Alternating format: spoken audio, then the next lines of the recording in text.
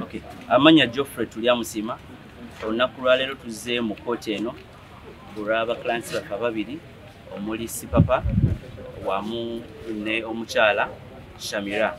Era basoose kuyita musango ogusoose oba gwe tunayita ng'ogwokubiri gwe bamugulako gwe bagamba nti yabba ssente okuva ku Mukorea omu mu ofiisi emu ekisugu ssente ezisukka miliyoni 1,300,000.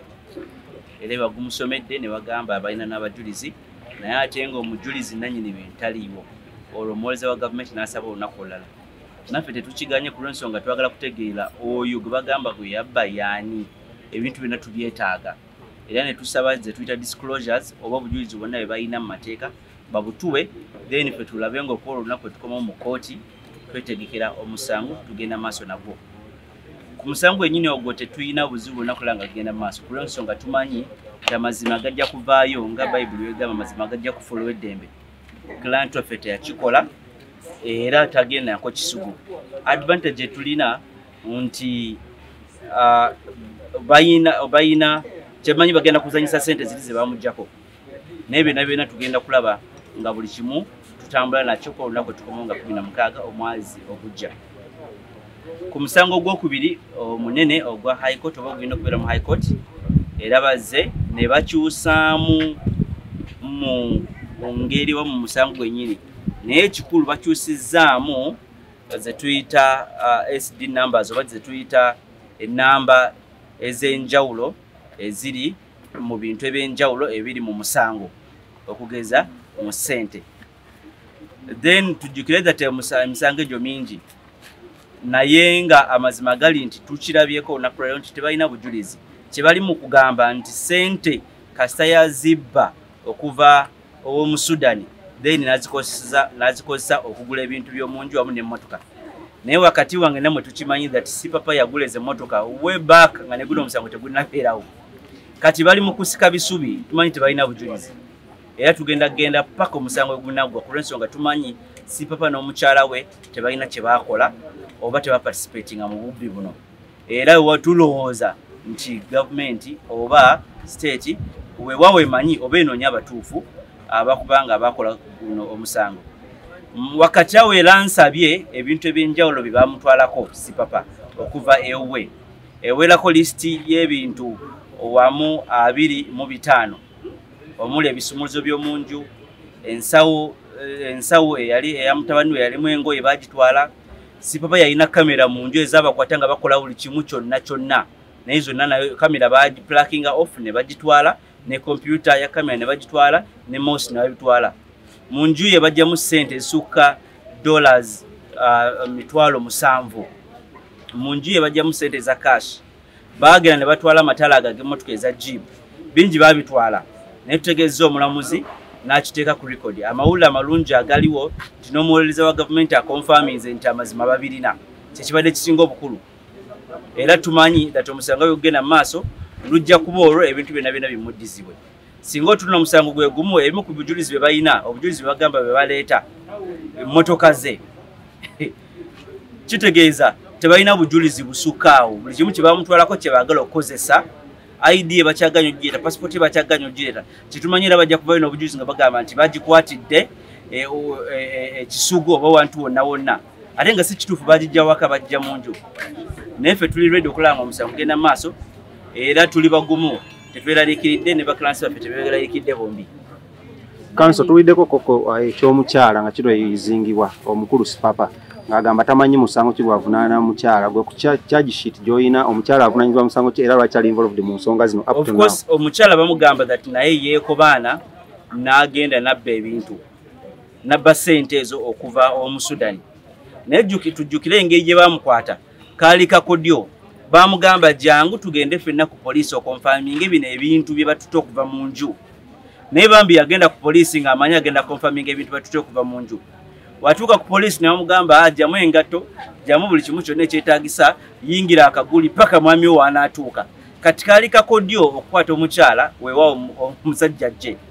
Kyannaku ennyo that ate n'omusajja we yajja oba Sipapa we yajja n'omukyala tebamuta.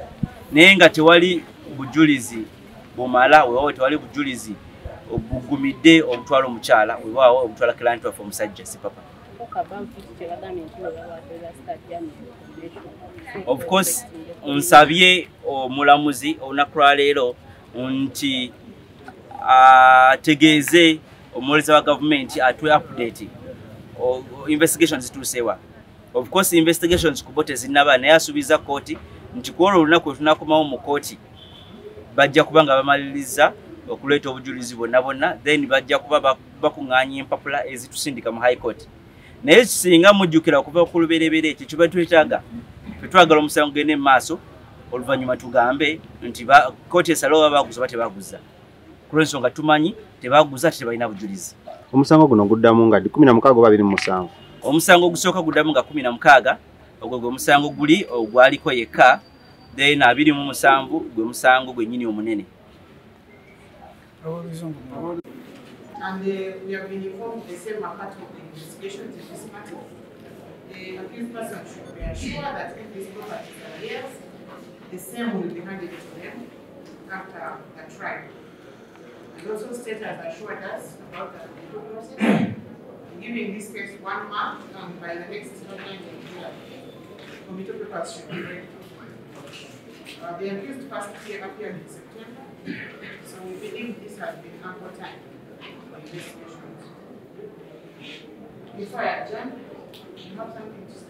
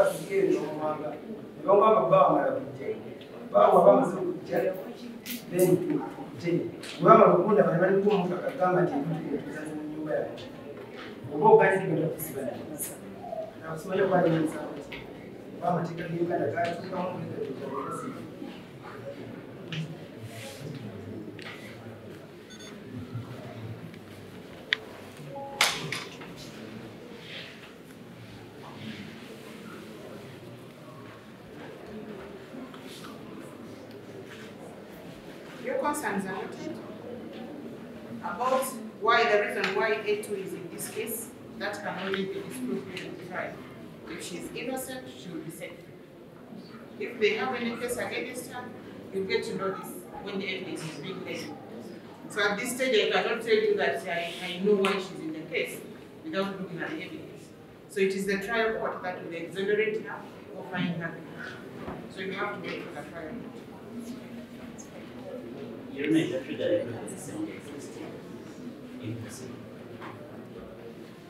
since it is that one I'm giving you hearing now, yes. Because it will take more time. I'm giving you 27 for mention of this.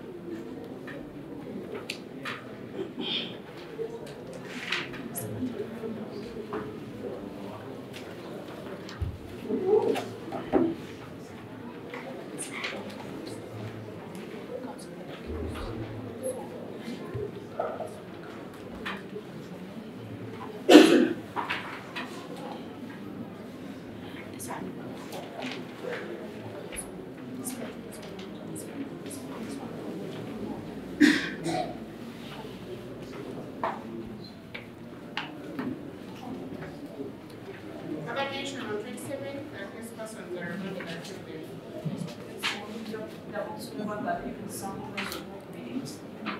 Uganda versus Bamuleke Emmanuel. Complainants, Nana Bamuleke Emmanuel.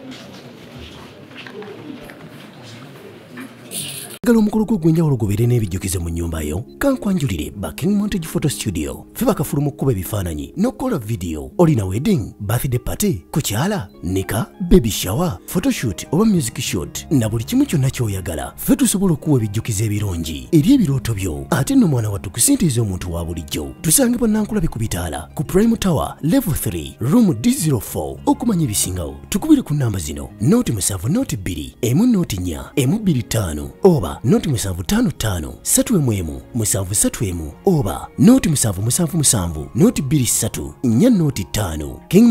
Makindye Photo Studio fe tusobola okuwa ebijjukize ebirungi ate nno mwana wattu kusintiiza omuntu wa bulijjo.